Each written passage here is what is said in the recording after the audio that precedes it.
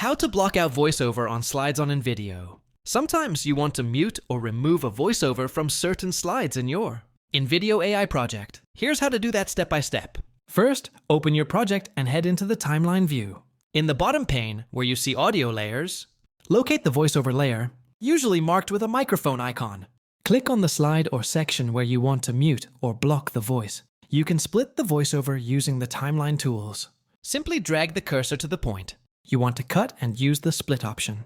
Once separated, you can either delete the voice clip from that section or mute its volume to 0. Another method is using the mute background voice toggle, available in some versions. If you're using AI-generated voiceovers, you can also go back to the script editor and remove or edit the voice instructions for that particular scene. Finally, make sure to preview the scene to ensure the voice is fully muted. This is useful for visual-only moments, silent slides, or dramatic scenes. Once done, export your video. You now have full control over which slides have voice and which don't.